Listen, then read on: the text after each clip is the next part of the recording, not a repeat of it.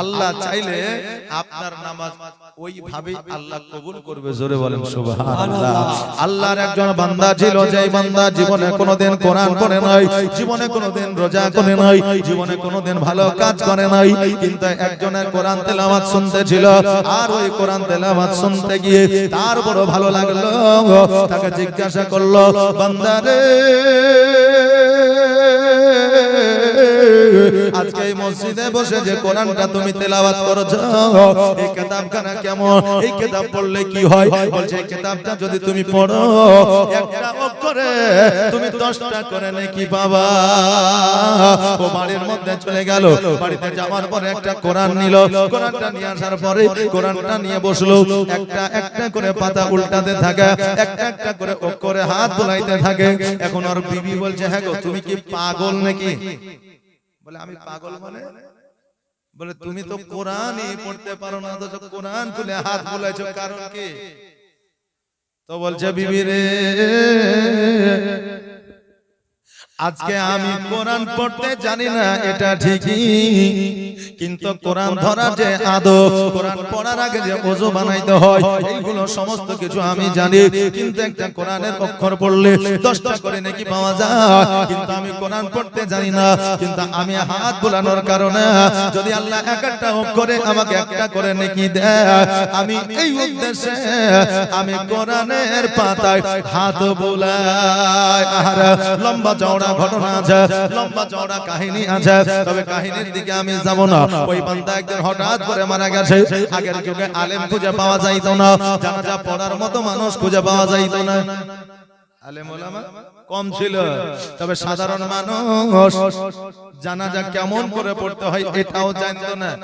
এখন তো দরকার শেষ নাই নাকি? জানাজার নামাজ এইভাবে পড়তে হয়, ওইভাবে পড়তে হয়, এদিকে যেতে হয়, ওদিকে যেতে হয়, কথা বলতে হয় না, বুঝতে হয় না, উঠতে হয় না, হয় না?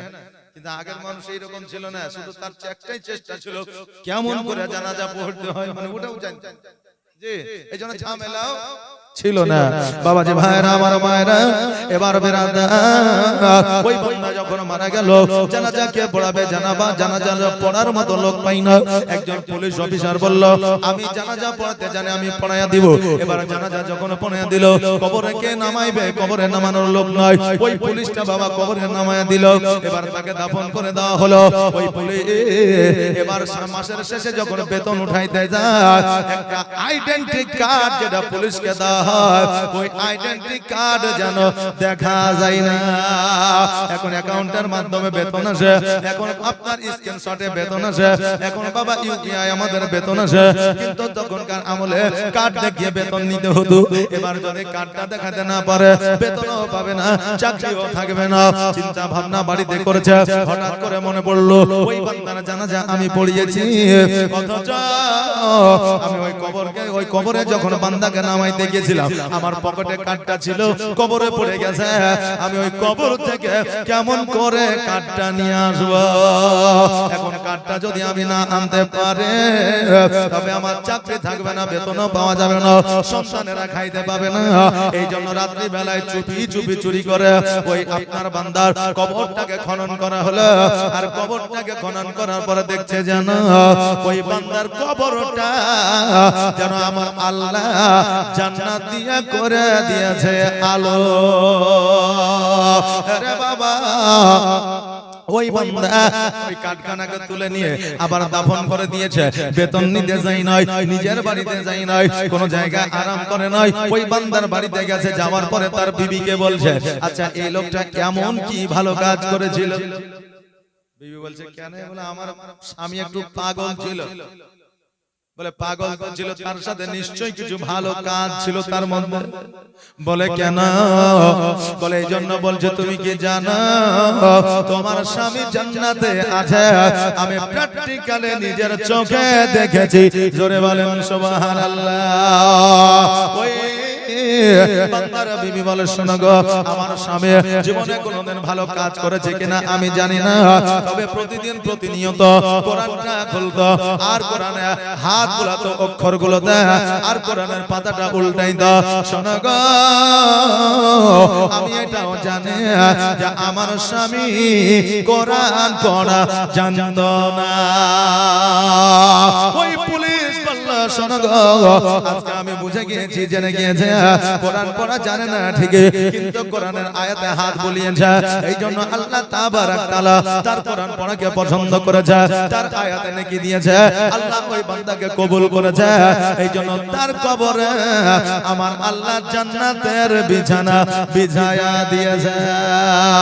বাবারে, বলার উদ্দেশ্য হলো এটা, আপনি নামাজ জানেন আর না জানেন, মসজিদে যাবে, দেখে দেখে নামাজটা পড়বে, জগতের মানুষ হয়তো হাসাহাসি করবে, ওই দেখ ওই নামাজ জানে না, অথচ মসজিদে এসেছে।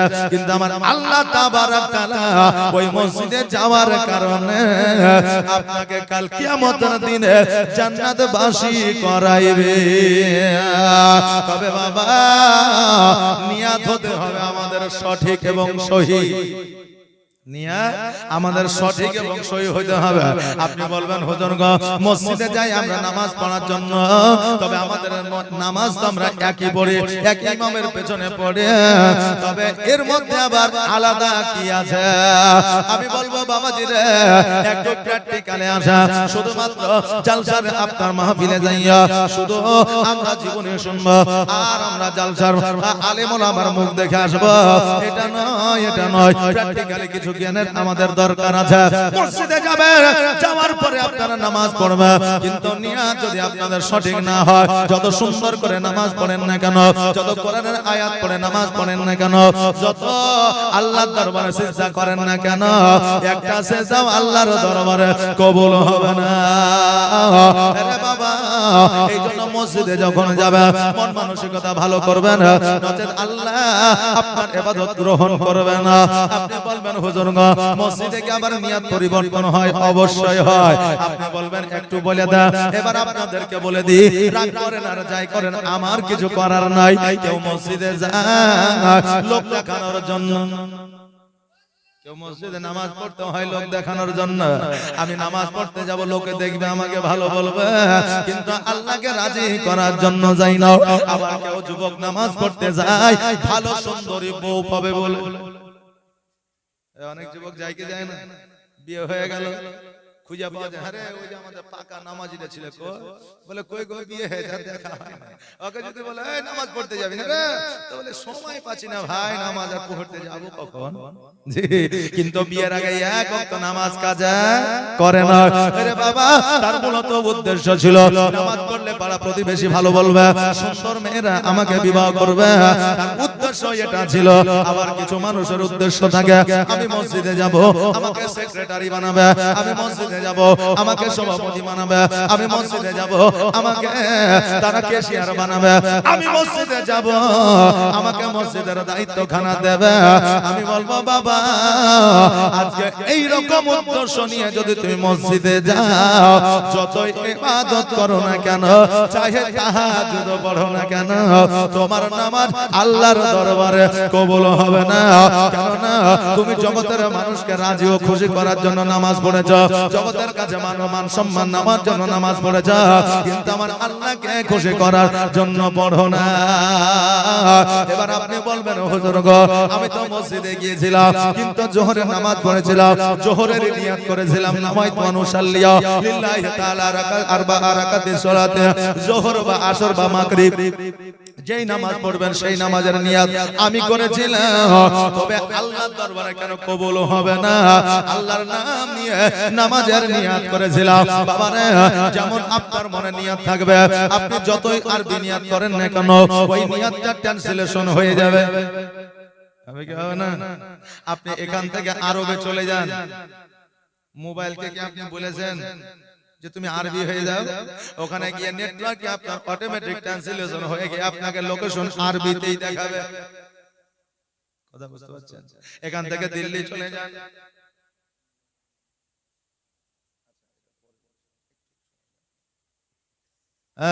এবার যখন আপনি দিল্লিতে যাবেন আপনাকে হিন্দিতেই দেখাবে। এমনকি এখান থেকে কলকাতা চলে গেলে আপনার কাছে মেসেজ চলে আসে না, যে আপনি রাজ্য পরিবর্তন করলেন বেরাদা অটোমেটিক জগতের মধ্যে যদি আমাদের ট্রান্সলেশন হয়ে যায় অর্থাৎ হিন্দি থেকে বাংলা অটোমেটিক বাংলা থেকে ইংরেজি অটোমেটিক হয়ে যায় আপনি মসজিদে গিয়ে আপনি যতই আরবি নিয়াত করেন না কেন আপনার নিয়াত মনে যেটা থাকবে সেটাতেই ট্রান্সলেশন হয়ে যাবে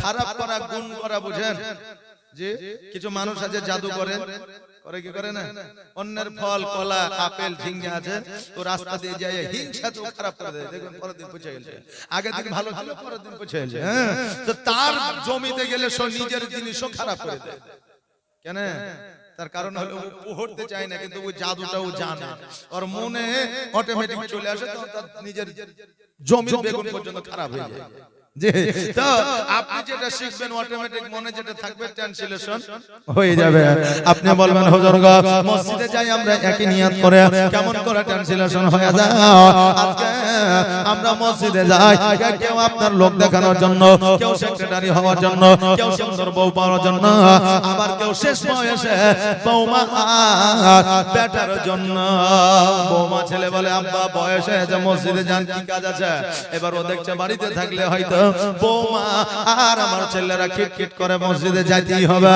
কিন্তু নিজের ইচ্ছায় যায় না ছেলে পিলার জ্বালাতে যায় ওর নিয়ত আবার কি হবে ওর নিয়ত হবে নয় তো অনুসাল্লিয়া লিল্লাহি তাআলা রাকাতে সালাতে বৌমা ছেলের জ্বালাতে আমিও পারি না এরাও ছাড়ে না আল্লাহু আকবার কথা হইল না তার নিয়ত কি আবার আরবি হবে যত আরবি হোক না কেন তার নিয়ত বাবা ট্রান্সলেশন হয়ে যাবে বাবা রে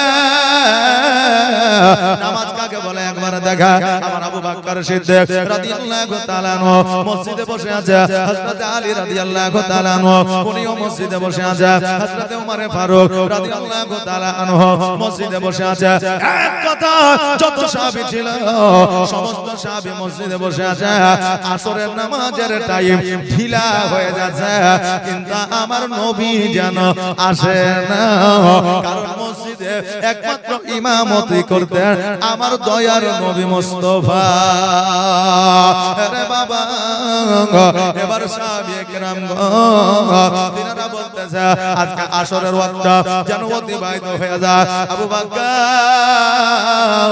তুমি নামাজটা পড়ায়া দাও নইলে আমাদের আসরের নামাজ কাজা হয়ে যাবে এবার সবাই বলার কারণে আবু বকর সিদ্দিক জানো ইমামতের জায়গাখানে গেল আর যাওয়ার পরে এইদিকে হযরতে বেলাল একামত দিল একামত বুঝেন একামত বুঝেন জি হায়রে বর্তমানে আমাদের ট্যালেন্ট এই ট্যালেন্ট দেখিয়া বড় বড় আলেমরা পর্যন্ত কি হয় হ্যারাসমেন্ট হয়ে যায় মসজিদে যায় বসে যে নামাজ পড়বে এতে পাকা মুসল্লি উঠে আল্লাহু আকবার আল্লাহু আকবার আল্লাহু আকবার আল্লাহু আকবার লা ইলাহা ইল্লাল্লাহ কি হয়েছে রে ভাই বলে একামত হচ্ছে এই একামত এখন মসজিদে যে আজান দিচ্ছে সে তার আজান শুনলে দিমাগ খারাপ হয়ে যায় মৌলবীরাই বুঝতে পারে একমাত্র সাধারণ কি বুঝবে আগার ভোর রাতে আজান শুনকা যায় আসসালাত খায়রুল মিনার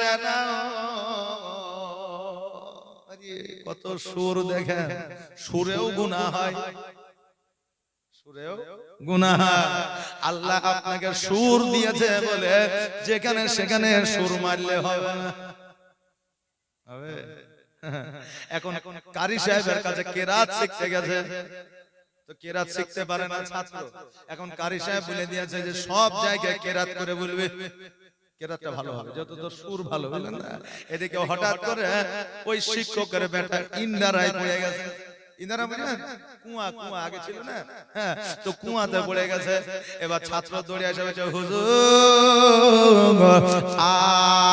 আপনার ছেলে ওই কুয়াতে পড়ে গেছে বুঝে কি বলছিস আবার বুঝে হুজুর আপনার ছেলে কুয়াতে পড়ে গেছে এই কি বলছে বল না রে আবার সুর করে বলছে যখন দুবারই পড়েছে বলছে হুজুর আপনার ছেলে কুয়াতে পড়েছে এই পাগলা তাড়াতাড়ি বল আপনি যে বলেছেন সুর করে বল সুর করে বল, এই জন্য সুর করে আমি বলছি বাবা রে, সব জায়গায় সুর চলে না। আল্লাহ কোরআন দিয়েছে, ওই কোরআনে 5 আলিফ টান দিয়েছে, 1 আলিফ টান দিয়েছে, 3 আলিফ টান দিয়েছে। এখন 3 আলিফের জায়গায় যদি আপনি 5 আলিফ টান দিয়ে দেন, 3 আলিফের জায়গায় 5 আলিফ টান দিলেন, সুর দিয়েছে। একবারে কি বলবো, রফিকের মতো তাই বলে সুরজি লাগিয়ে দিবেন হবে। এই জন্য সুর আছে বলে ভোর রাতে বলেন না সালাত খায়রু মিনার নাওম, আজানো হবে না আর তোমার শান ও শৌকাত বাড়বে না। আসসালাতু খায়রু মিনান নাওম,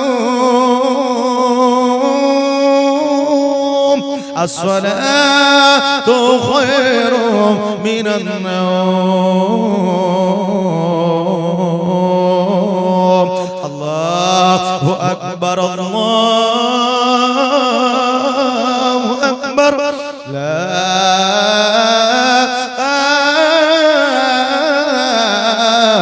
ইলাহা ইল্লাল্লাহ।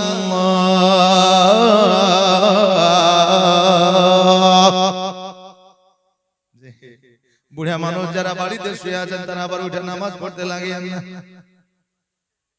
রাত 12টা পার হয়েছে, 12টা 22 চলে যাবে। এখন বৃদ্ধ মানুষ এশার নামাজ পড়ে শুয়ে গেছে, ও নিয়ত করে শুয়ে আছে যে আজান পড়লে আমাকে উঠতে হবে। এখন জালসার আজান ওর কানে পৌঁছে গেছে, ও ঠান্ডার দিনে উযু করে বসে আছে। এবার বলেন, ও যদি জানতে পারে যে আমি ভুল করে উঠে গেছি, তোকে ঘুরিয়ে আবার উঁচু করতে হবে। বুড়া মানুষ উঁচু বেশিক্ষণ থাকে না নাকি, আবার উঁচু করতে হবে। আচ্ছা বলেন, সকালবেলায় বলবে কি বলবে না? আর তোরা আচ্ছা মলবিলি এসেছিলেন যে রাত 12টায় আজান দিচ্ছে। এই জন্য সম্পূর্ণ আজান দেওয়া যাবে না। আরে আমার বাবা যে ভাইরা, আমার মায়েরা যে কথাটা বলতেছে না, আমার আবু বকরকে মসজিদে আপনার আগায় দিল হযরত বেলাল রাদিয়াল্লাহু তাআলা আনহু, উনি যেন বাবা আকামত দিতে শুরু করলো। বেরাদার, এইদিকে আমার নবী মুস্তাফা সাল্লাল্লাহু তাআলা আলাইহি ওয়াসাল্লাম হযরত আয়েশা সিদ্দিকা রাদিয়াল্লাহু তাআলা আনহার ঘরে যেন আরাম করতেছিলেন। কেন আরাম করতেছিলেন? কারণ আমার নবীজি অসুস্থ হয়ে গিয়েছিলেন। জোরে বলেন সুবহানাল্লাহ। বাবাজি ভাইরা, আমার নবীজি বলতেছে, আয়েশা আজকে আমি মসজিদে পৌঁছাতে পারলাম না, আজকে মসজিদে আমি যাইতে পারলাম না। আয়েশা রে, একবার আমাকে তুমি সহযোগিতা করো, আমাকে একবার মসজিদের দিকে নিয়ে চলো। আমার জগৎ পরিবর্তন করার পরে, আমার ইন্তেকালের পরে, জগৎ থেকে বিদায় নেওয়ার পরে আমার সাহাবীরা কেমন করে নামাজ পড়বে আমি নবী সেটা দেখব। আরে আজকে হযরত আয়েশা সিদ্দিকা রাদিয়াল্লাহু তাআলা আনহার ঘরে হাত দিয়া নবী আমার গুটি গুটি পায়ে মসজিদে গিয়ে হাজির হয়ে যায়। আর মসজিদে নববীর গেটে যেমন হাজির হয়ে যায়, ওমনি আবু বকর সিদ্দিক কাবার দিক থেকে মুখ ঘোরাইয়া আমার নবীর দিকে যেন তাকিয়েছে। জোরে বলেন সুবহানাল্লাহ। সাহাবীরা বলে, আবু বকর আজকে তুমি কাবার দিকে মুখ ঘোরায়া তুমি নামাজ পড়তেছিলা, আজকে যে কাবার দিক থেকে মুখ ফিরায় নিলে আল্লাহর দরবারে নামাজ কবুল হবে না, যে কাবার দিক থেকে মুখ ঘোরায় নিলে নামাজ আল্লাহর দরবারে গ্রহণযোগ্য হবে না। অতএব তুমি কাবা ঘর থেকে তুমি পেছন দিকে মুখ ফিরায় নিয়েছো কেন? আবু বকর বলে, শোনো রে, আমি তো কাবার দিকে মুখ করেছিলাম, কিন্তু আমি পেছন দিকে তাকিয়েছি এই কারণে, কারণ আমার পেছনে কাবার ও কাবা দাঁড়িয়ে আছে। জোরে বলেন সুবহানাল্লাহ। সাহাবীরা শোনো, আমি এতক্ষণ কাবার দিকে মুখ করে নামাজ পড়তেছিলাম, আর যিনি কাবার ও কাবা, ওই কাবা আমার পেছনে দাঁড়িয়ে আছে। এই জন্য কাবাকে ত্যাগ করিয়া আমি আসল কাবার দিকে তাকিয়েছিলাম। জোরে বলেন সুবহানাল্লাহ। নবী আমার বলতেছে, আবু বকর শোনো রে, তুমি তো নামাজ পড়াইতেছিলা, আমি পেছনে এসে দাঁড়াইলাম, তুমি কেমন করে বুঝতে পারলা? আমার নবীজি যখন এই কথা বললেন, আবু বকর বলে, ইয়া রাসূলুল্লাহ, ইয়া হাবিবাল্লাহ, নবী গো, আজকে আমি নামাজ এই জায়গায় আমি কাবার দিকে মুখ করে পড়াইতেছিলাম, এটা ঠিক, কিন্তু ইয়া রাসূলুল্লাহ, আপনার সঙ্গে আমি এত জীবন যাপন করেছি, আপনার সঙ্গে আমার এত বন্ধুত্ব ছিল, নবী গো, আপনার সঙ্গে মক্কা থেকে মদিনায় হিজরত করেছি, আপনার সঙ্গে মদিনায় বহুদিন আমি কাটিয়েছি, আপনার সঙ্গে সঙ্গে আমি থেকেছি, ইয়া রাসূলুল্লাহ, আপনার শরীর থেকে যে ঘ্রাণ, আপনার শরীর থেকে যে খুশবুটা বের হয়, আমি আবু বকর ভালো করে জানি। আমি কাবার দিকে মুখ ঘুরায় নামাজ পড়তেছিলাম, এটা ঠিক, কিন্তু আমার নাকের মধ্যে যখন আমার প্রিয় নবীজি শরীরের ঘাম মুবারকের সেন যখন পৌঁছায়া গেল, আমি জানতে পারলাম, বুঝতে পারলাম আমার নবীজি আমার পেছনে দাঁড়িয়ে আছে। অমনি আমি কাবা ঘর থেকে মুখ ফিরায়া আমি আপনার দিকে তাকাইলাম, জোরে বলেন সুবহানাল্লাহ। আবু বকর যখন এই কথা বললেন, আমার নবীজি বলে, আবু বকর, তুমি আমার শরীরের ঘ্রাণ সম্পর্কে বেশি জানো। কেন না আমি মক্কা থেকে যখন মদিনায় হিজরত করতেছিলাম, তখন তুমি অঝর নয়নে কান্না করতেছিলা আর বলতেছিলা, নবী গো, তুমি যে মক্কা ছেড়ে মদিনায় যাবে, আমি আবু বকর, আমাকে কি নিয়া যাবে না? আর আমার মদিনায় নিবানি দয়ার নবীজি, আমার মদিনায় নিবানি নবী, আমার মদিনায় নিবানি। মদিনায় কে কে যাইতে জানে একবার বলেন ইয়া রাসূলুল্লাহ। আচ্ছা, সবাই মদিনায় যাবে না? যদি মদিনা যাওয়ার যদি ইচ্ছা থাকে, সাধ থাকে, তবে টাকা যদিও না থাকে, মদিনা আপনার বাড়ির সম্মুখে হাজির হয়ে যায়। শুধু নিয়ত থাকা চাই, কথা বলেন না, শুধু নিয়ত থাকা চাই। আরে বাবা, ওয়াইস আল কারনী নামে একজন নবীর প্রেমিক ছিল, শুনেছেন নাম? এই যে নাম শুনেছেন, ওয়াইস কারনী নবীর একজন প্রেমিক ছিল। জীবনে মদিনায় যাই নাই, জীবনে আরব যাই নাই, জীবনে মক্কায় যাই না, কিন্তু শত শত হজের সওয়াব ওনার নেকির খাতায় আমার আল্লাহ লিখে দিয়েছিল। জোরে বলেন সুবহানাল্লাহ। মদিনায় না যাইয়া মদিনা ওয়ালার চেহারা প্রতি রাতে না দেখিয়া ওয়াইস করনি ঘুমাইতো না। তাহলে নিয়াত যদি থাকে, মদিনা আপনার বাড়ির গলির সামনে হাজির হয়ে যায়। এই জন্য নিয়াত করেন, আল্লাহ যদি মদিনা দেখায়, আমরা সকলে মদিনায় যাব, বলেন ইনশাআল্লাহ।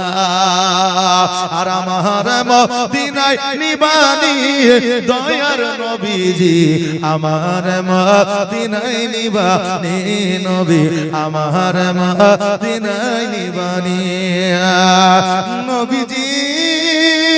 আমার পাগল বানায়া আজ মদিনায় লুকায়া, আমার পাগল বানায়া আজ মদিনায় লুকায়া, অন্তরেতে অন্তরেতে অন্তরেতে মদিনার পরানি নবী, অন্তরেতে মদিনার পরানি দয়ার নবীজি, আমার মদিনায় নিবানি তুমি, আমার মদিনায় নিবানি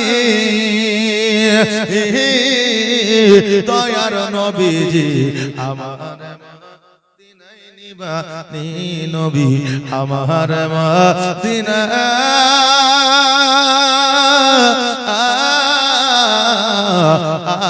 নিবানি।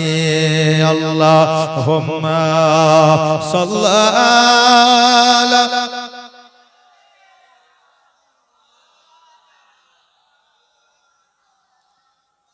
ওয়ালা আলে সাইয়্যিদিনা।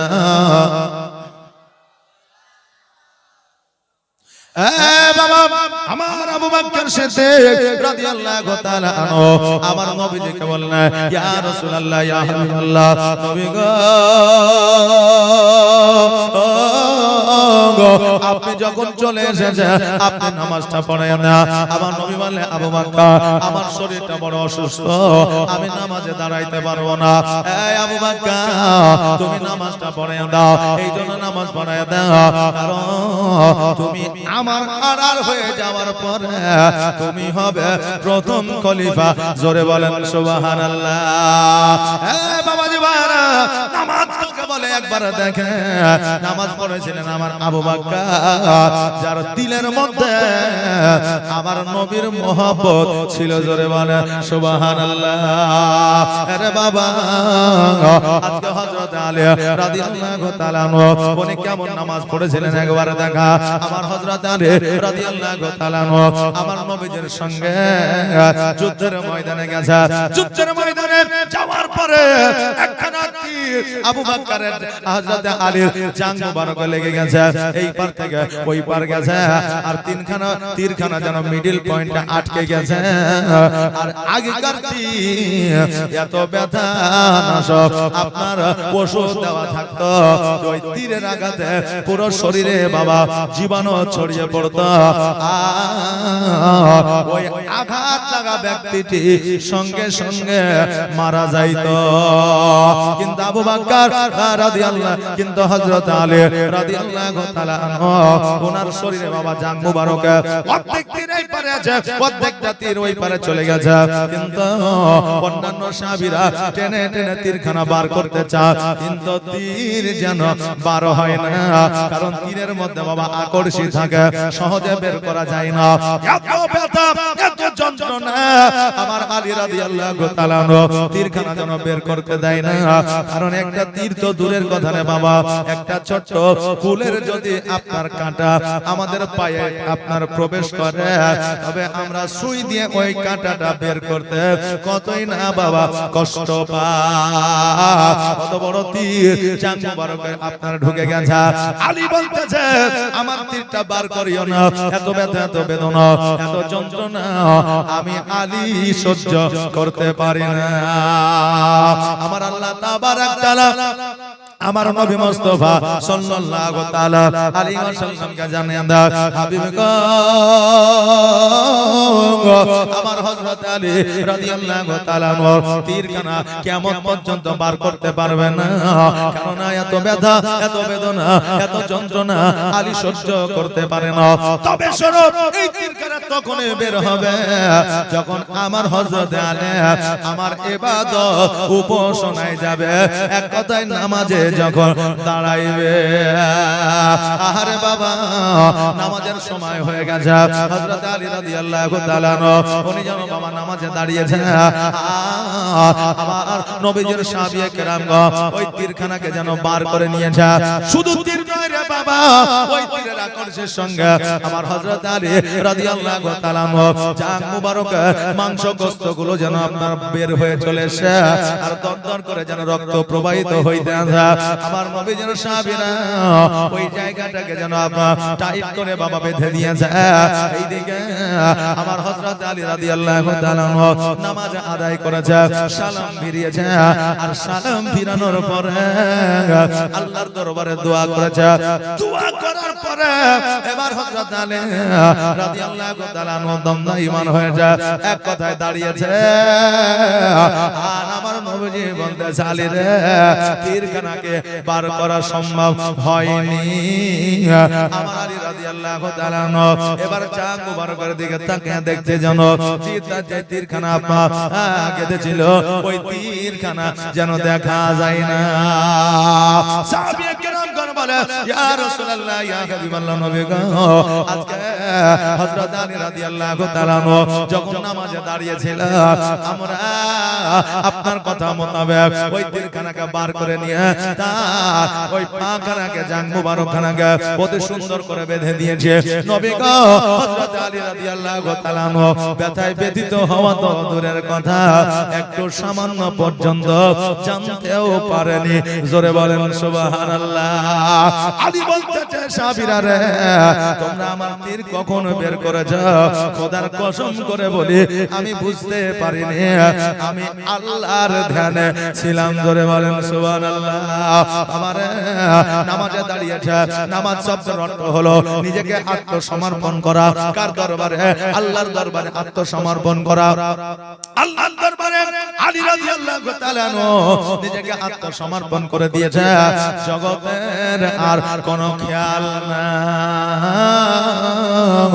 এদিকে আমরা যখন মসজিদে নামাজ পড়তে যাই আর নিজের নামাজ তো দূরের কথা আরেকজন নামাজ পড়িলে নিজের নামাজ পড়া বাদ দিয়া তার নামাজটা আমরা দেখি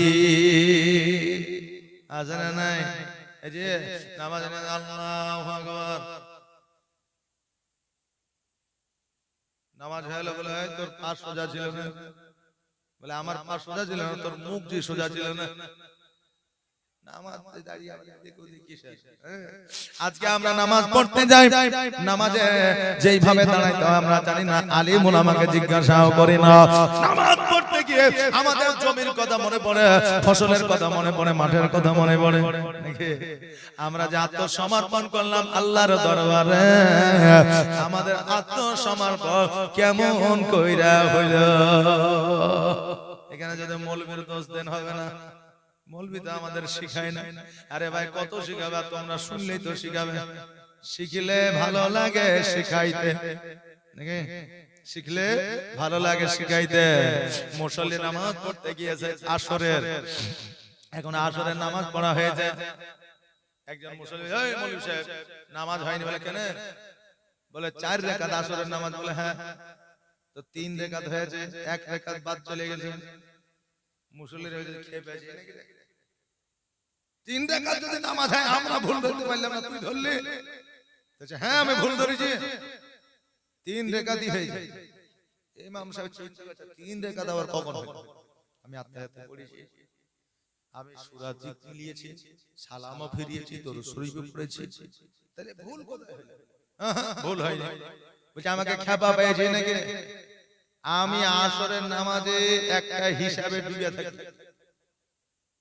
এই জন্য আমি বলতে পারছি কেমন হিসাব তো বলছে আমার 4টা বেটাকে 4টা দোকান করে দিয়েছে সারা দিন বেচা কেনা করে আর আমি আসরের নামাজে নামাজ পড়তে এসে 1 রাকাতে 1 বেটার দোকানের হিসাব 2 রাকাতে 2 বেটার দোকানের হিসাব 3 রাকাতে 3 বেটার দোকানের হিসাব 4 রাকাতে 4 বেটার দোকানের হিসাব আমি করি কিন্তু আজকে 3 বেটার দোকানের হিসাব হয়েছে 1 বেটার দোকানের হিসাব বাকি আছে তার মানে 3 রাকাত নামাজ হয়েছে 4 রাকাত হয়নি কথা বুঝলেন না জি আমরা হইলাম ওই রকম মুসল্লি জি আমরা ওই রকম মুসল্লি মন থাকে কচুর বনে আর মসজিদে গিয়ে আমরা খুশবু লাগাই তা আবার আতর লাগে খুশবু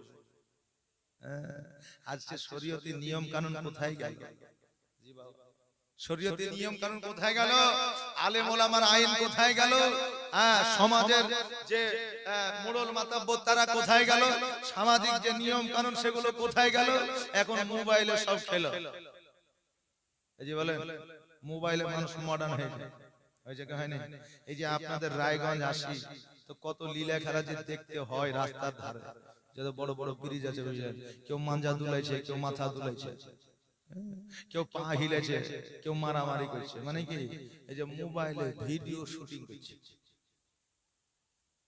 ভালো ভালো ভদ্রঘরের মেয়েরা বাড়ির সামনে রোডের ধারে মোবাইল খাড়া করে দিয়ে হাত লড়াইছে এই যে বাবা জি কিসের জন্য তোমার কি ইজ্জত সম্মানের কোনো দাম নাই তোমার কি মান ও সম্মান নাই যেই নবী মুস্তাফা সাল্লাল্লাহু আলাইহি সাল্লাম এই মেয়েদের সম্মান রক্ষা করার জন্য এই মেয়েদের ইজ্জত বাড়িয়ে দেওয়ার জন্য 6 বছর বয়সে আরব কান্ট্রিতে এই মহিলাদের মেলা বন্ধ করেছিলেন জোরে বলেন সুবহানাল্লাহ মা তোমাদের ইজ্জত সম্মান কোথায় ছিল আজকে গরু ছাগল মুরগি যেমন হাটে বিক্রি করে ওই রকম মহিলাদেরকে বিক্রি করা হতো হাটে আর বড় বড় আরবিয়ান টাকা পয়সাওয়ালারা ওই মেয়েদেরকে কিনে নিয়ে যেত, তাদের প্রতি নির্যাতন করত, তাদেরকে কাজকর্ম করাইতো, তাদেরকে না খাইয়ে রেখে দিত, তাদেরকে বিনা পোশাকে উলঙ্গ অবস্থায় রেখে দিত। আর ওই নারীর সম্মান আমার নবীজি দিয়েছে। 6 বছর বয়স আমার নবীজি প্রথম ইরাদা ছিল যে এই মেয়েদের হাট আমাকে আগে বন্ধ করতে হবে, মেয়েদের বেচাকেনা আমাদেরকে আগে বন্ধ করতে হবে। তো নবীজি করেছিলেন। আজকে নিউ জেনারেশন ছেলেদের যদি জিজ্ঞাসা করা হয় আচ্ছা মেয়েদের সম্মান কে বাড়িয়েছে, তা আমাদের নিউ জেনারেশন কোয়ালিফাইড পারসন ছেলেরা বলবে স্বামী বিবেকানন্দ, শরৎচন্দ্র, ঈশ্বরচন্দ্র বিদ্যাসাগর বলবে, কি বলে না? কিন্তু ইয়ারা তো 300 বছর 600 বছর আগে নারীদেরকে নিয়ে ভাবিল, কিন্তু 1442 হিজরি আগে আমার নবীজি নারীদের সম্মান বাড়িয়েছেন। জোরে বলে সুবহানাল্লাহ। তো কতটা বাড়িয়েছেন নারীদের সম্মান, কতটা বাড়িয়েছেন? আজকে এই স্বামী বিবেকানন্দ, রবীন্দ্রনাথ ঠাকুর, বিদ্যাসাগর এদের বদনাম করছে না, কিন্তু এরা কি করেছে? অতীতে যে আদিম যে নিয়ম কানুন গুলো ছিল, স্বামী মারা গেলে স্ত্রীকে জিন্দা কবর দিয়ে দিতে হবে, স্বামী মারা গেলে স্ত্রীকে জিন্দা পুড়িয়ে দিতে হবে, স্বামী মারা গেলে ওই মেয়ের কোনো গুরুত্ব থাকবে না, এরকম সিস্টেম একটা ছিল। তারা এগুলোর বিরুদ্ধে কথা বলেছে, কিন্তু আমার নবী মুস্তাফা সাল্লাল্লাহু তাআলা আলাইহি ওয়াসাল্লাম এই নারীদের সম্মান এত উঁচু করেছে যে নারীদের পায়ের তলে খোদ আল্লাহর জান্নাত দিয়েছে। জোরে বলেন সুবহানাল্লাহ। এই যে বাবা, মায়ের পায়ের তলে জান্নাত আমার রাসূল বলেছে কিনা? জি বলেন, বলেছে না বলে নাই? বলেছে। তাহলে আমার নারীদের সম্মান আমার রাসূল কত বাড়িয়েছে। আচ্ছা, এই মায়েরা বেপরদায় যখন ঘোরে তখন তারা কি মনে করে? তারা কি মরবে না? তারা কি কবরে যাবে না? তাদের কি হিসাব হবে না? হবে। এই জন্য মা বোনদের বলো, মা খুব সাবধান, হুঁশিয়ার, নিজেকে সতর্কতা বজায় রেখে চলুন, পর্দা করে চলুন, কারণ এই পর্দাটাই হচ্ছে তোমার আসল ইবাদত। একজন নারীর মধ্যে 3টা গুণ থাকতে হবে জান্নাতি হতে গেলে। 3টা গুণ। প্রথমত তার মধ্যে নামাজ থাকতে হবে, দ্বিতীয়ত হলো তার স্বামীর খিদমত থাকতে হবে তার মধ্যে, তৃতীয়ত হলো তাকে পর্দায় থাকতে হবে। এই 3টা গুণের মধ্যে একটা গুণ যদি না থাকে, যত ইবাদত করুক না কেন তার ইবাদত আল্লাহর দরবারে কবুল হবে না। আরে পর্দা বাইরে তো দূরের কথা, হযরত পায়ের বাইরে তো দূরের কথা, আপনি কুককুকে অন্ধকারে ঘরের মধ্যে যদি বেপরদায় নামাজ পড়েন, অর্থাৎ আপনার পোশাক আছে ঠিকই, কিন্তু আপনার হাত দেখা যাচ্ছে, কহিনা দেখা যাচ্ছে, তারপরে পায়ের গোড়ালি দেখা যাচ্ছে, আপনার কপাল দেখা যাচ্ছে, তাহলেই নামাজ হবে। কেউ নাই তবু নামাজ হবে। তাহলে বলেন বেপরদায় ঘুরলে আমাদের ইবাদত কি করে হইতে পারে? যে বাবজি হুঁশিয়ার। এখন বর্তমানে মডার্ন যুগ, তো মডার্ন, এই জন্য বলে হুজুর যারা বোরকা পড়ছে তারাই বেশি খারাপ। তো মন ঠিক থাকলেই হইল, পর্দার কি দরকার আছে? বলে কি বলেন? এই যে অনেকে আছে বলে না। আচ্ছা, এটা ভারতবর্ষ, তাহলে ভারতবর্ষের প্রতি যদি কেউ আক্রমণ করে তাহলে আমরা কি আক্রমণ করতে দিব? আমরা দেশের সবাই সৈনিক কিনা? সবাই সৈনিক কিনা? সৈনিক। তাহলে এই সৈনিক কেন আলাদা করে বেছে নেওয়া হয়েছে? আমরা তো আমরা দেশকে ভালোবাসি, এই দেশের জন্ম আমাদের, তাহলে এই দেশের কেউ খারাপি করতে চাইবে আমরা জীবন থাকতে মেনে নিব না।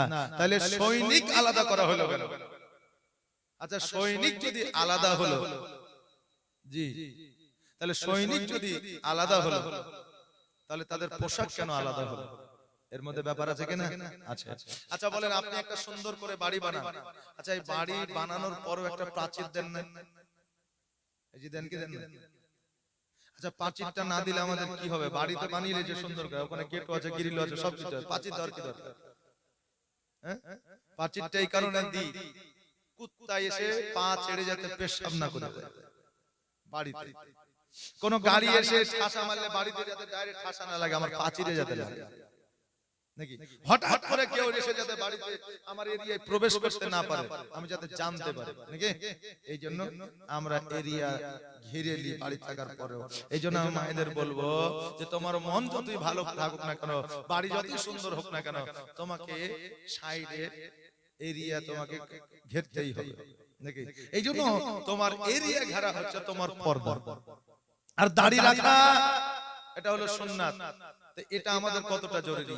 এই যেমন সৈনিক রাখা হয়েছে, সৈনিকদের পোশাক আলাদা করে দিয়েছে, সৈনিকদের টুপি আলাদা করে দিয়েছে নাকি, হ্যাঁ, তাদের চুলের কাটিং আলাদা করে দিয়েছে যাতে মানুষ থেকে চিনতে পারে যে এরা হচ্ছে ভারতবর্ষের সৈনিক। জোরে বলেন সুবহানাল্লাহ। তেমনি আমাদের মুখে দাড়ি থাকবে, আমাদেরকে লোকে দেখে বুঝতে পারবে যে এই হচ্ছে রাসূলুল্লাহর সৈনিক। জোরে বলেন সুবহানাল্লাহ। তো পার্থক্য আমাদের পর্দা ছাড়া আর পর্দার মধ্যে আছে না নাই? দাড়ি ছাড়া আর দাড়ির মধ্যে পার্থক্য আছে না নাই? আছে বাবা। এই জন্য আমরা মায়েদেরকে বলবো যে পর্দায় থাকবেন, বাপজিদের বলবো যে যতই ইয়াং হন না কেন দাড়ি রাখবেন। আজকাল দাড়িটাও এখন মোটামুটি ফ্যাশন নাকি, তবে ফ্যাশন রূপে দাড়ি রাখলে হবে না, সুন্নতি রূপে দাড়ি রাখতে হবে। সুবহানাল্লাহ, জাযাকাল্লাহ, মাশাআল্লাহ। বাপজি ভাইরা, তা আমাদেরকে এইভাবে চলতে হবে। যদি আমরা এইভাবে চলতে পারি তবেই আমাদের ইবাদত আল্লাহর দরবারে কবুল হবে। বাবাজি ভাইরা, আমার হযরত আলী রাদিয়াল্লাহু তাআলা আনহু বলে, ইয়া রাসূলুল্লাহ, ইয়া হাবিবাল্লাহ, নবী গো, আমার পায়ে যে তীরখানা লেগেছিল কখন পার করা হয়েছে আমি আলী একটু জানতে পারি না। ওই নবী মুস্তাফা সাল্লাল্লাহু তাআলা আলাইহি ওয়াসাল্লাম আয়েশা সিদ্দিকা রাদিয়াল্লাহু তাআলা আনহার ঘরে যেন আপনার শায়িত আছে, আপনার আরাম করতে আছে। নবী আমার বলে, আয়েশা, আজকে আমার শরীরটা বড় অসুস্থ, আমার আল্লাহ তাবারাক তাআলা সারা দিলে ডাক দিলে আমি কখন আড়াল হয়ে যাব। আমার নবী মুস্তাফা সাল্লাল্লাহু তাআলা আলাইহি ওয়াসাল্লাম দুই চোখের পানি ছেড়ে দিয়ে অজার নয়নে যেন কান্না করে। আয়েশা বলে, নবী গো, আপনি যদি এইভাবে কান্না করেন আমি আয়েশা আমি যেন সহ্য করতে পারি না। ইয়া রাসূলুল্লাহ, আপনার কান্না দেখলে আমার মন ভালো থাকে না। তুমি আমার বলে, আয়েশা শোনো রে, আজকে আমি কান্না করতেছি কারণে একমাত্র চিন্তা ভাবনা আমার উম্মতি। জোরে বলেন সুবহানাল্লাহ। বাবাজি ভাইরা, আমার নবীজি পৃথিবীর মধ্যে 63 বছর জীবন যাপন করেছিলেন। এই 63 বছরের মধ্যে এমন একটা রাত ছিল না, এমন একটা দিন ছিল না, এমন একটা ঘন্টা ছিল না, এমন একটা মিনিট ছিল না, এমন একটা সেকেন্ড ছিল না যেই সময়ে আমার নবী কান্না করে না। আরে আমার নবী 63 বছর ধরে কান্না করেছে। তবে কেন কান্না করেছে? নবী আমার টাকা পয়সার জন্য কাঁদে নয়, নবী আমার জমি জায়গার জন্য কাঁদে নয়, নবী আমার হীরা মণি মুক্তার জন্য কাঁদে নয়, নবী আমার আব্বা মা ছিল না, তবে আব্বা মা নাই বলে কাঁদে না। নবী আমার 63 বছর জিন্দেগি পৃথিবীর মধ্যে কান্না করেছিলেন একমাত্র নবীজির উম্মতির কারণে। জোরে বলেন সুবহানাল্লাহ।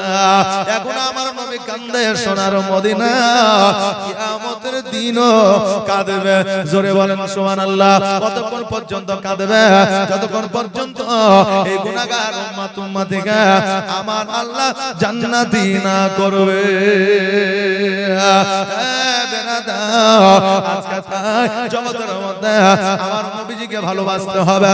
নবীজিকে যদি ভালোবেসে জগৎ থেকে বিদায় নিতে পারেন তবে আপনি কিয়ামতের দিন আমার নবীকে চিনতে পারবেন না। আর নবীকে যদি মহব্বত ভালো না বাসেন তবে কিয়ামতের দিন আমার নবী চিনতে পারবেন না। নবী গো, তোমার মতো এত ভালো, তোমার মতো এত ভালো কেউ তো আমায় বাসে না, তাই তো নবী আমি তোমার দিওয়ানা, তাই তো রাসূল আমি তোমার দিওয়ানা। তোমার মতো এত ভালো, তোমার মতো এত ভালো কেউ তো আমায় বাসে না, তাই তো নবী আমি তোমার দিওয়ানা। ও কি শুনেছি কিতাবের লেখা, নবী ছাড়া আমার জীবন থাকা গো, নবীজিকে ভালো না বাসিলে নবীজিকে নবীকে ভালো না বাসিলে আল্লাহ পাওয়া যাবে না। তাই তো নবী আমি তোমার দিবানা, তোমার মতো এত ভালো, তোমার মতো এত ভালো কেউ তো আমায় বাসে না। তাই তো নবী আমি তোমার দিবানা। আজকে আয়েশা সিদ্দিকা রাদিয়াল্লাহু তাআলা আনহা বলে, ইয়া রাসূলুল্লাহ, ইয়া হাবিবাল্লাহ, নবী গো, আপনার বিবি খাদিজাতুল কুবরা রাদিয়াল্লাহু তাআলা আনহা এত সম্পদ, এত সম্পদ আজকে গরিব মিসকিন ইতিমের মধ্যে বিলি বন্টন করে দিয়েছে। ইয়া রাসূলুল্লাহ, আজকে ওই সম্পদ লইয়া আজকে আপনার উম্মত, আজকে আপনার সাহাবী কেরাম আজকে ইসলাম ধর্ম যারা পালন করে তারা আজকে অনেক সুরক্ষিত আছে। ওগো নবীজি, তারা ভবিষ্যতে হয়তো আপনারা উম্মত উম্মতিরা টাকা পাবে, পয়সা পাবে, ধন সম্পত্তি পাইবে, তারা আল্লাহর ইবাদত উপাসনা করবে। নবী গো, আপনার গুনাহগার উম্মত উম্মতিকে আমি আয়েশা, আমি জীবনে যত নেকি উপার্জন করেছে আমার সমস্ত নেকি গুলা আপনার উম্মত উম্মতিকে দিলাম। জোরে বলেন সুবহানাল্লাহ। নবী আমার বলে, আয়েশা আমার খাদিজাতুল কুবরা রাদিয়াল্লাহু তাআলা আনহা এত সম্পদ ফকির মিসকিন ইতিমের মধ্যে বিলি বন্টন করে দিয়েছে, তবু আমার খাদিজাতুল কুবরা রাদিয়াল্লাহু তাআলা আনহা কবর দেখে ভয় পাইতো। আমার খাদিজা তবু জাহান্নামকে দেখে ভয় পাইতো, ফুলসিরাতকে স্মরণ করে ভয় পাইতো। এই জন্য খাদিজা মাঝে মাঝে অজ্ঞান হয়ে যাইত। খাদিজা যখন ইন্তেকাল করেছিল আমার কাছে তিনটা ওসিয়ত চেয়েছিল। এই যে বাবা, কয়টা বললাম? তিনটা ওসিয়ত চেয়েছিল। এক নম্বর ওসিয়ত হলো, খাদিজা বলেছিল আমি যখন ইন্তেকাল করব আমার গোসলটা আপনি বানায়া দিবেন। নবীজি বললেন, খাদিজা আজকে তুমি ইন্তেকাল করলে তোমার গোসল আমি বানায়া দেব। কারণ একজন মহিলা ইন্তেকাল করলে ওই মহিলার গোসল একজন মহিলা দিবে, অতএব আমি নবী কেন দেব? খাদিজা বলেছিলেন, ইয়া রাসূলুল্লাহ, আজকে মক্কা নগরে আর ভূমির আপনার মহিলা তো দেখা দূরের কথা, একটা পুরুষ আমাকে কখনো দেখে না। মহিলারা যখন আমার গোসল দেবে তারা হয়তো তাদের স্বামীর কাছে, তারা হয়তো তাদের বোনের কাছে আমাকে নিয়ে আলোচনা করবে।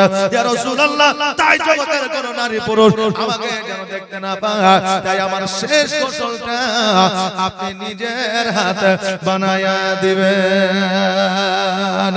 আরে বাবা, আমার খাদিজাতুল কুবরা রাদিয়াল্লাহু তাআলা আনহা যখন এই কথা বললেন, নবী আমার বললেন, তোমার গোসল আমি বানায়া দিব। তোমার দ্বিতীয় ওসিয়তটা বলো?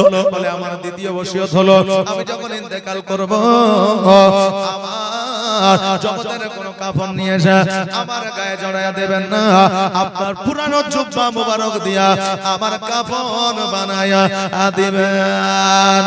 নবী আমার বলে, খাদিজা আজকে জীবনে তোমাকে নতুন পোশাক একটা দিতে পারি না, আজকে শেষ সময়ে চলে যাওয়ার সময়ে আমি একটা তোমাকে নতুন পোশাক দিতে যাই। খাদিজা, তবে আমার পুরানো জুব্বা মুবারক কেন নিতে চাও? খাদিজা বললেন, ইয়া রাসূলুল্লাহ, আজকে নতুন কাপড় লইয়া যদি আমি কবরে যাই, ডান দিকের মাটি বাম দিকের মাটি যদি আমাকে চাপ দেয় তবে এই কাপড়ে রক্ষা করতে পারবে না। কিন্তু নবী গো, আপনার পুরানো জুব্বা মুবারক লইয়া যদি আমি কবরে যাই, ডান দিকের মাটি বাম দিকের মাটি যদি চাপ দিতে চাই, ওই কবরের মাটি আমাকে চাপ দিতে পারবে না। আল্লাহর নবী নবী গো, আপনি নবী আমার জীবনের জীবন, আপনি আমার জীবন সাথী, অন্ধকার কবরের বাতি, আপনি আমার জীবন সাথী, অন্ধকার কবরের বাতি, আপনি নবী আমার নির্জনের একজন আল্লাহর নবী নূরের নবী গো আপনি নবী আমার আজীবনের জীবন আর দেখা আপনার মজেজা ভাগবতী হয় খাদিজা সবে দিল নবী আজীবন আর মরণ আল্লাহর নবী নূরের নবী গো আপনি নবী আমার আজীবনের জীবন আপনি আমার জীবন সাথী অন্ধকার কবরের বাতি আপনি নবী আমার নির্জনের একজন আল্লাহর নবী নূরের নবী গো আপনি নবী আমার আজীবনের জীবন নবী আমার বলে খাদিজা আজকে ইসলামের জন্য এত সম্পদ এত টাকা পয়সা হীরামণি মুক্তা তুমি দান করেছ এত উট দুম্বা তুমি দান করেছ এত ভয়ের কিছুই না আমার আল্লাহ তাবারক তাআলা তোমাকে জান্নাতের বিছানা দেবে খাদিজা বলে নবী গো আজকে দ্বিতীয় বছরটা আপনি পূরণ করবেন নবী আমার বললে ঠিক আছে খাদিজা যাও যাও আজকে আমার পুরানো জুব্বা দিয়া তোমার কাফন বানায়া দিব খাদিজা বলে ইয়া রাসূলুল্লাহ দ্বিতীয় বছরটা হলো আমাকে যেন কবরে কেউ না নামায় আপনি আমাকে কবরে নামায়া দিবেন আমার নবী বলে খাদিজা আমি তোমাকে কবরে নামাবো তার কারণ খাদিজা বলে ইয়া রাসূলুল্লাহ আপনার পায়ের ছোঁয়া যদি আমার কবরে লেগে যায় ওই কবরে আমার আল্লাহ জান্নাতের বিছানা বিছায়া দেবে আরে বাবা আল্লাহু আকবার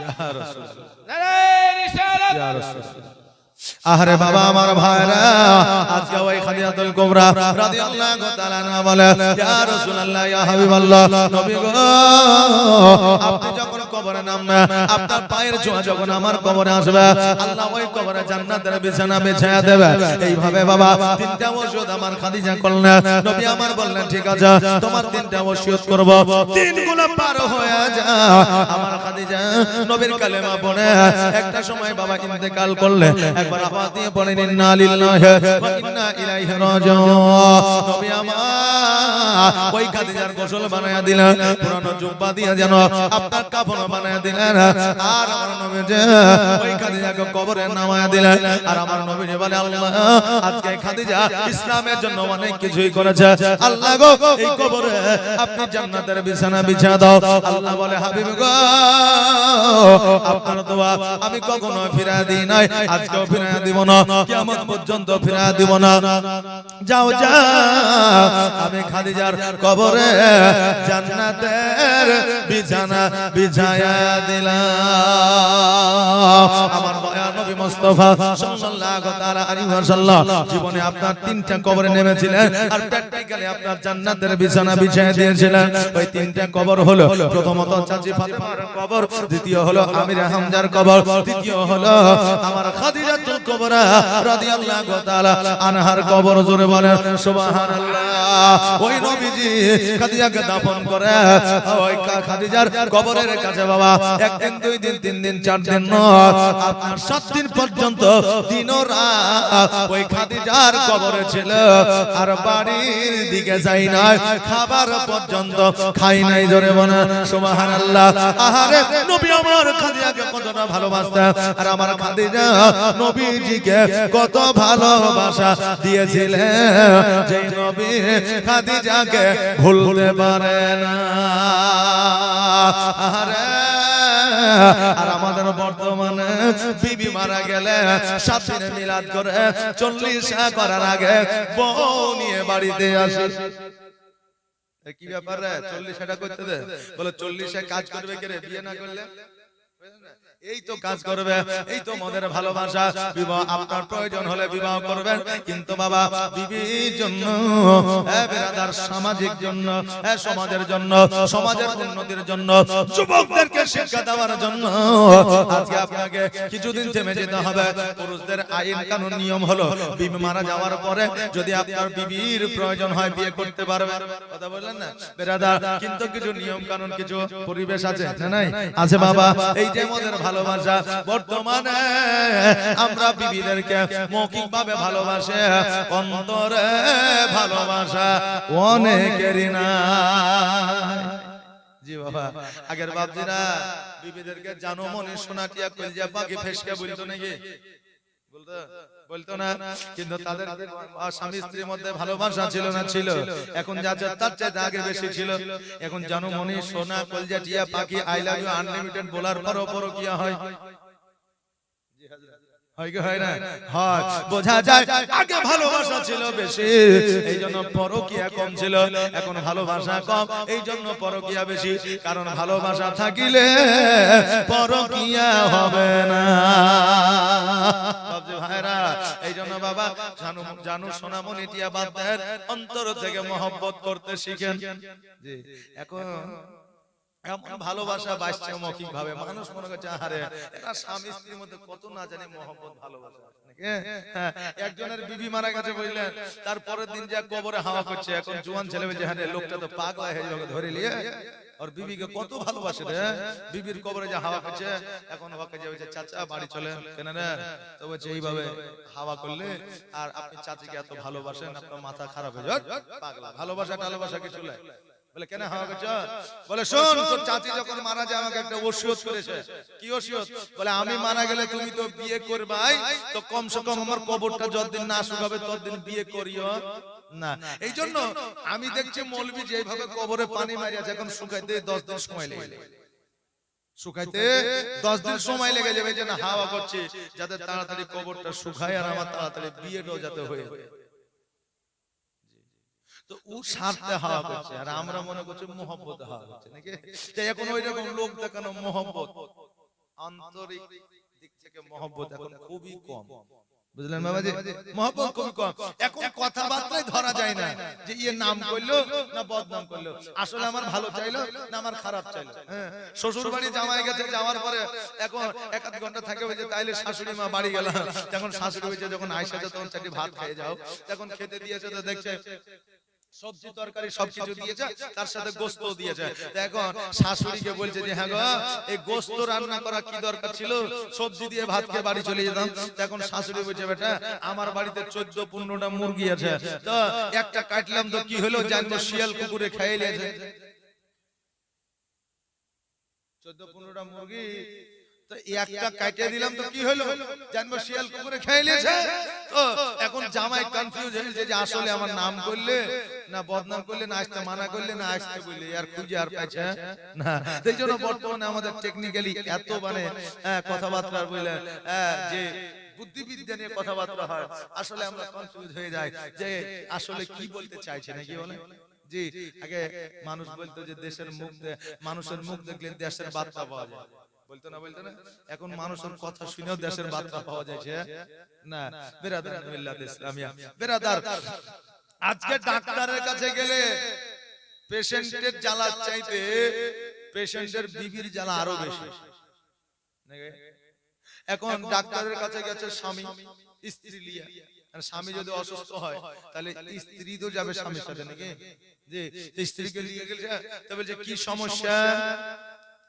তো এখন ও বলছে আর বলেন না, আমার কোলেস্টেরল খুব বেড়ে গেছে। কোলেস্টেরল পর্যন্ত লিপিড প্রোফাইল খুব বেড়ে গেছে। এখন ডাক্তার বলে যে শুনে মূলাই দিয়ে ভাত খাবেন। মূলা পর্যন্ত মূলো, তো বলছে মূলো দিয়ে ভাত খাবেন, কলা দিয়ে ভাত খাবেন, পিঁপে দিয়ে ভাত খাবেন। পেঁপে পর্যন্ত পেঁপে দিয়ে। আচ্ছা এখন পিপিয়া পাওয়া মুশকিল, আমাদের পিপিয়া বলে, এদিকে কি পেঁপে বলে তো। জি, তো এই পেঁপে পাওয়া মুশকিল, কলা গাছ পাওয়া মুশকিল। এখন সবচাইতে সস্তা হয়েছে মূলা নাকি? মূলা খুব খাইছে মানুষ। জি বাবা, অভাবে নয়, শখে। প্রয়োজন আছে মূলা খাওয়ার, মূলা খেলে শরীরের উন্নতি আছে, উপকার আছে, বুঝলেন না? তো এখন ধরেন একবারে পরস্পর ও মূলে এত খাওয়া খেয়েছে বুঝলেন, কাঁচা সিদ্ধ রান্না সব রকম খেয়েছে। ও 7 দিনে বুঝলেন ওর শরীর চাঙ্গা হয়ে গেছে। মানে কি যে লিপিড প্রোফাইল বেশি হলে যে একটা ভারী ভারী ভাব থাকে, অলসতা থাকে, সেটা নাই। তারপরে ডাক্তারখানা নিয়ে গেছে। এখন নিয়ে যাওয়ার পরে এখন বলছে স্যার আমি খুব ভালোই আছি। তো আমি বললাম, ডাক্তার বলছে যে আমি বললাম না যে এই প্রসেসটা এটা সবচেয়ে বড় প্রসেস, এটা কার্যকর করো, দেখবা তুমি সুস্থ হয়ে যাবে আর ভালো লাগবে, আর এত কোনো জ্বালা যন্ত্রণাও নাই। এখন বিবি বলছে সুস্থ তো একজনা হইলো, অসুস্থ তো আমি হয়েছি, এর যে কত জ্বালা তা আমি বুঝি। জি, মানে শীতের রাত্রে ল্যাপের তলে বললেন বিবি একদিনও থাকতে পারে। আচ্ছা কাঁচা মূলা থাকলে কি আর ল্যাপের তলে থাকা যাবে? জি বেরাদার, তো অসুখ বিসুখ হলে স্বামীর বিবি একমাত্র খেদমত করে, যতই যায় হয়ে যায়। আজকে বিবিকে জোয়ান অবস্থায় আপনি মারধর করবেন, গলাবাজি করবেন, বৃদ্ধ বয়সে যখন পড়ে থাকবেন বিবিও প্রতিশোধ নেবে। এখন আইসো না, ঘুষি মারো, উঠো, পড়ে আছো কেন? জি, এইজন্য বিবিদের জোয়ান অবস্থায় চোখ দেখাবেন না, মারবেন না। জি, কোন সাহাবী কেরামগণ, কোন আল্লাহর ওলিগণ বিবিদের গায়ে হাত তোলে না। প্রয়োজন হয়েছে শাসন করেছে। শাসন মানে মায়ের মানে শাসন, শাসন করেছে। এখন শাসনেও যদি না হয়েছে, তার মেয়েকে তার বাপ মায়ের হাতে উঠিয়ে দিয়েছে, বা হয়তো তালাক দিয়ে দিয়েছে, যা চলতে পারবো না তালাক দিয়ে দিয়েছে।